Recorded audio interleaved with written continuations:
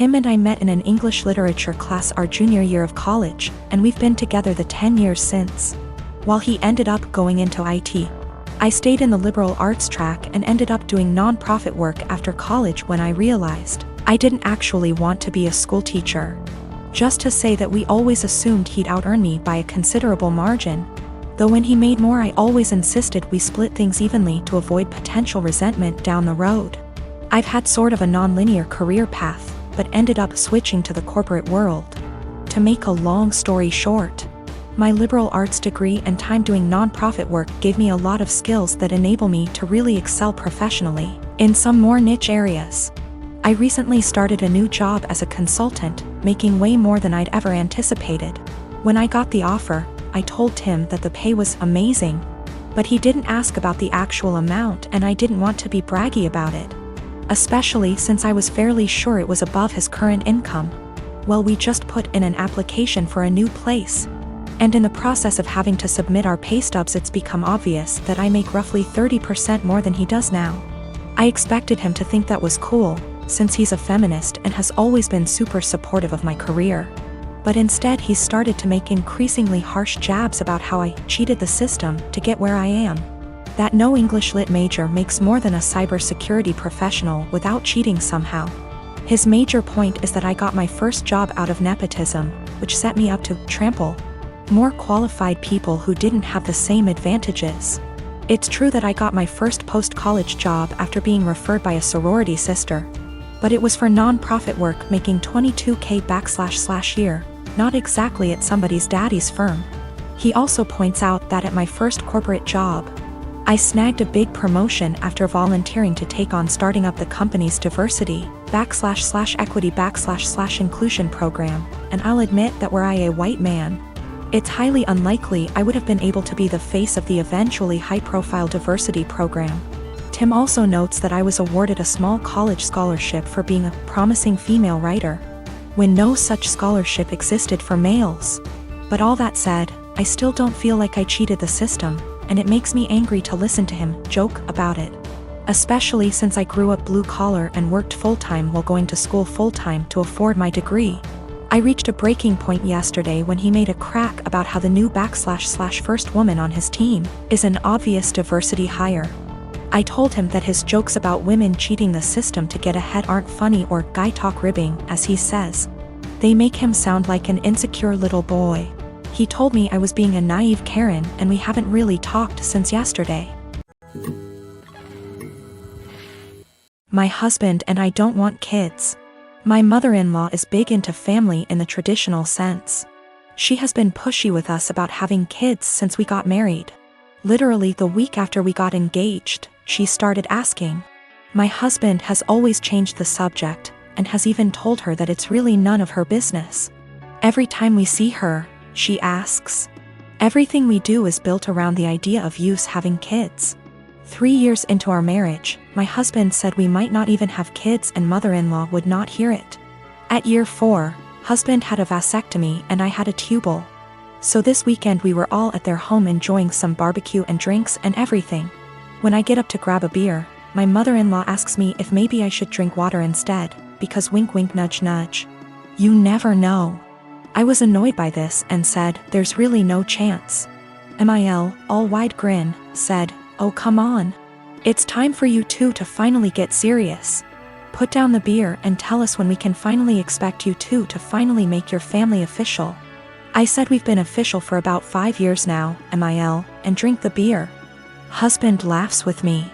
Mother-in-law gets more annoyed and says, you won't be real last names until you bless us with babies. Husband repeated. After about 15 minutes of the usual comments, I finally snapped and said, husband got snipped. I had my tubes tied.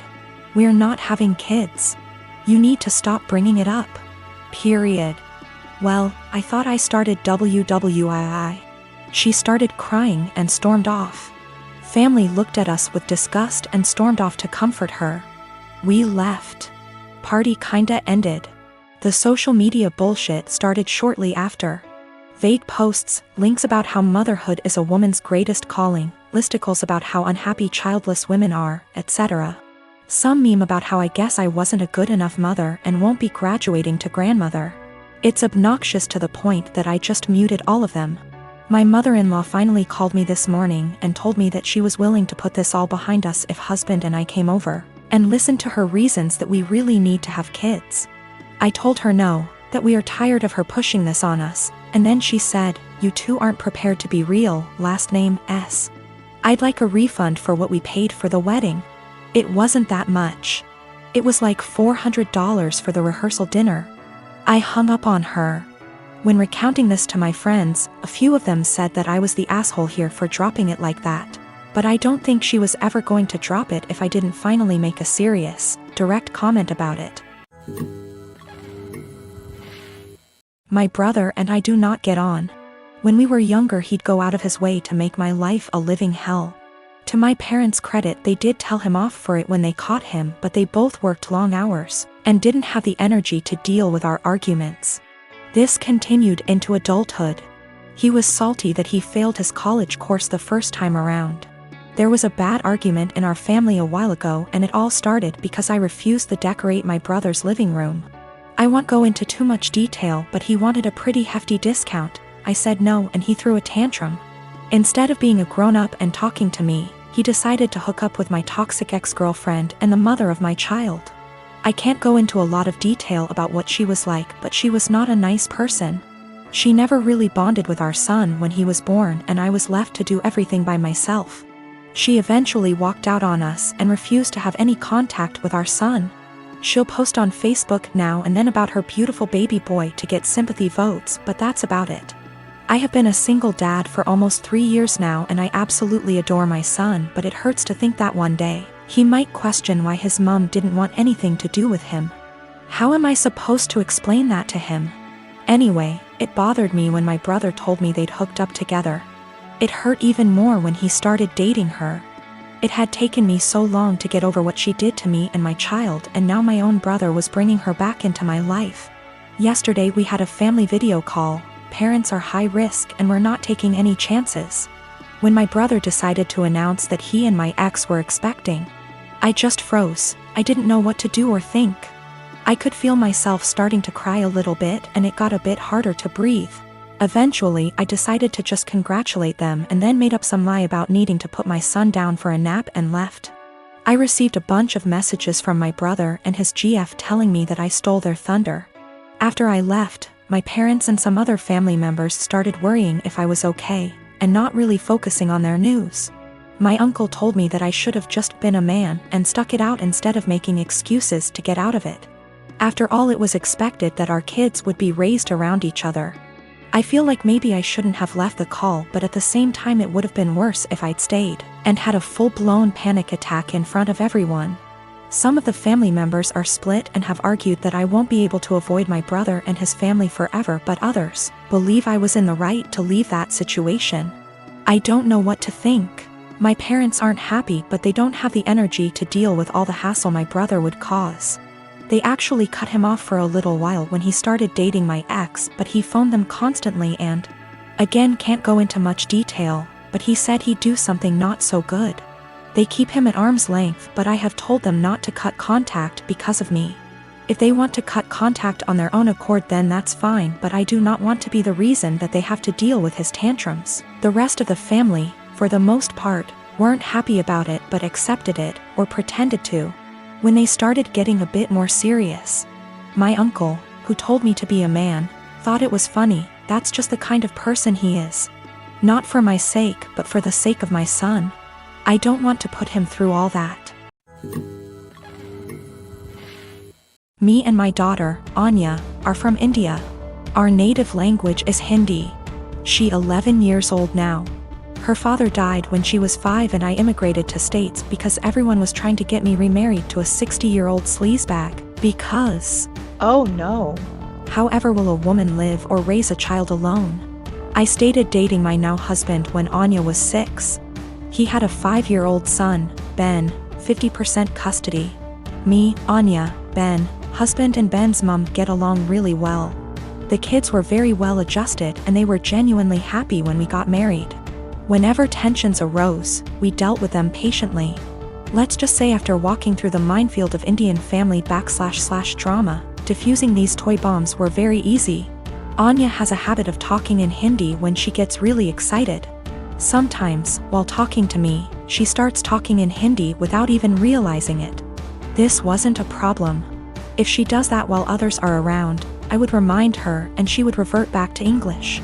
Few months ago, Ben's mum passed away and he came to live with us full time. He has a room already and we put Ben into therapy immediately. A week ago, Ben walked in when me and Anya were cooking and we were talking in Hindi and he started crying. He told me he is feeling bad that he can't understand what we are saying. I hugged him and consoled him and assured him that we didn't do it to exclude him purposefully. And then Anya started crying and apologized. The whole thing was just heartbreaking. Since then, Anya has been making conscious efforts to talk only in English and I can tell that it puts Ben at ease. Yesterday, however, she was frustrated and started lamenting about schoolwork in Hindi to me. Me and Anya were in the living room and Ben and husband were in the kitchen and they heard it. Later that night, my husband told me how he thinks we must start thinking about giving punishments whenever she speaks in Hindi unconsciously until Ben starts feeling better. I was horrified at this suggestion. I have never pulled the "she is my daughter, not yours" card. But this is the hill I am willing to die on and use that card if necessary. Whether he likes it or not, it's her first language. Expecting her to always converse in her second language, even when she is feeling some extreme emotions, is just cruel. Especially after she is genuinely making an effort to make Ben feel more comfortable. It's almost like punishing for her heritage or for her being Indian. Of course, this is a huge point of conflict between me and my husband. I think it's unfair to do this to Anya, even temporarily. He thinks me and Anya are unnecessarily making feel Ben bad while he is mourning his mother, while we can try and prevent it. Both of us are conflicted here.